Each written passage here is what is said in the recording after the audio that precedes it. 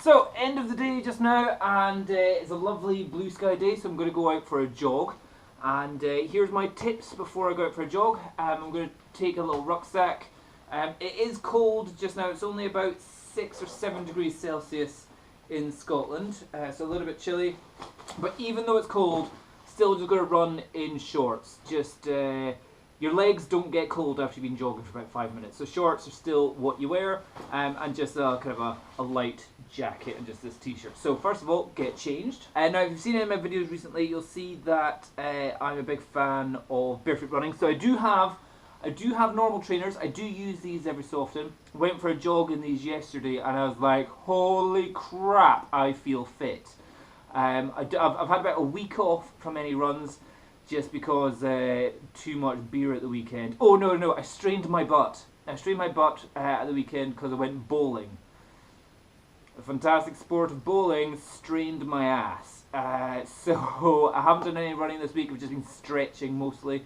And I went for a jog in these just yesterday. I was like, oh my goodness, what's happened? My fitness has just gone through the roof. However, I'm going to go out in my Vibrams, in my 5 fingers, in my barefoot shoes, barefoot, whatever you want to call them, and get that. Now, the next bit before I go anywhere is warm-up stuff. So, I've had a coffee. As you can tell, I'm slightly buzzed.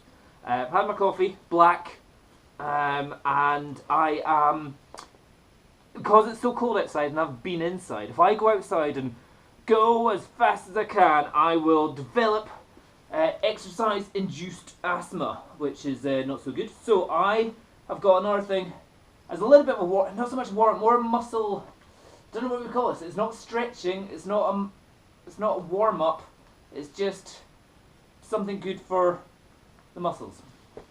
That's this, getting this and rubbing up and down my muscles. So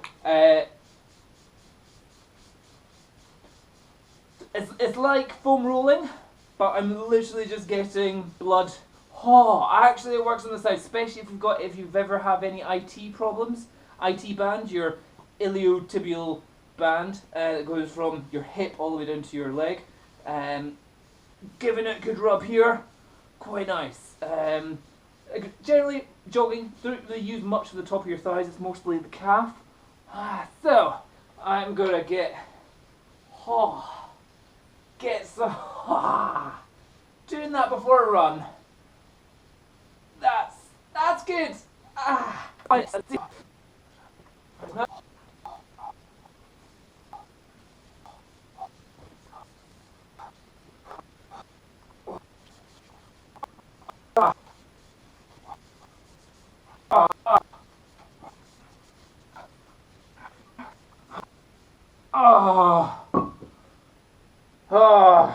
That's good.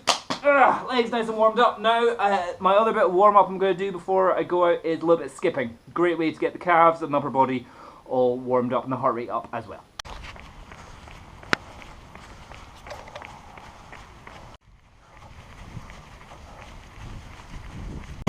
Running on the road is always nice and fun. Makes you keep your speed up in case there's a car behind you.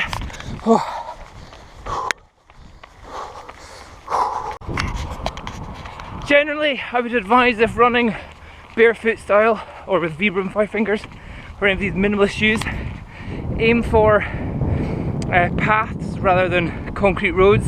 Certainly for the first 2-3 years of you doing it. Not just like, oh, for the first month. No, just for like years. Like, aim for grassy paths. If not grassy, even just kind of rocky paths or stuff that actually keeps you slow. Not necessarily so it's easier, but so you do, it's better to do more steps, higher frequency steps, than it is to go faster. So the higher frequency steps means that you're less straining every part of your body. Each footstep is less of an impact on the ground, less potential fatigue on joints like your hips, your knees, your ankles, especially your toe joints as well.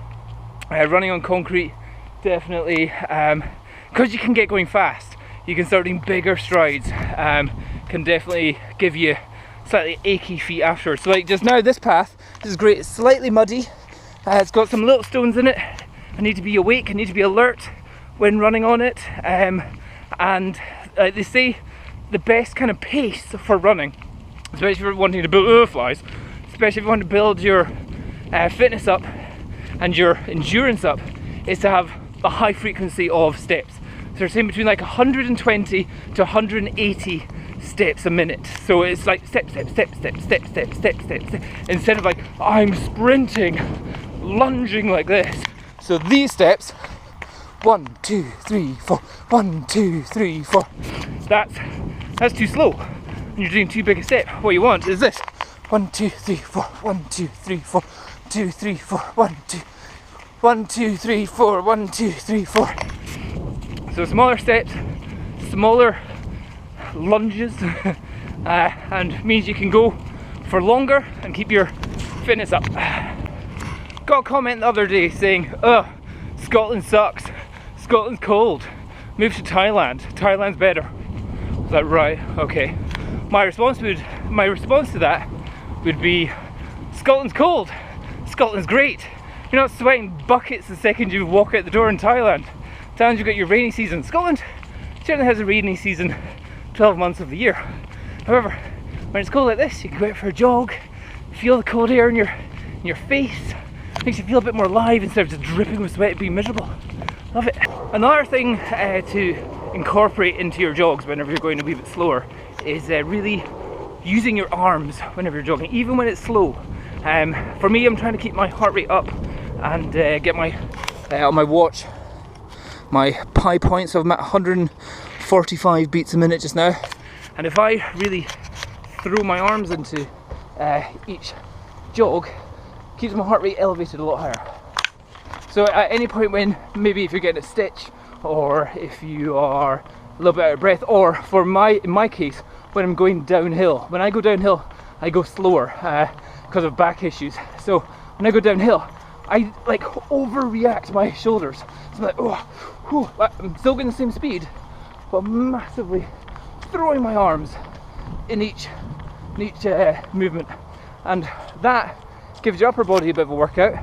Means your heart is having to, well, this isn't actually necessarily true, but it's directing the blood around other parts of your body. You're building up lactic acid in the rest of your body, and waste products and stuff. And so when you're on the downhills, you can keep your heart rate up by just really, it looks a bit silly, but if nobody's around and you're just out in the Scottish, can't even call this countryside, this is just outside Edinburgh. And this thing I love about Edinburgh, it's within, what am I, 15-minute drive from the city centre? Nah, 25-minute drive from the city centre. I could be along paths, over bridges, over rivers. Check out this. Whoa.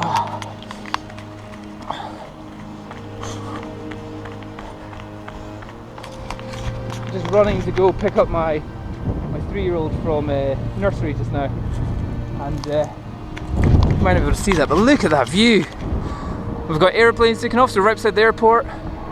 Got the views of the rivers and the sunset, churches over there, bridges. Oh, it's just absolutely stunning around here.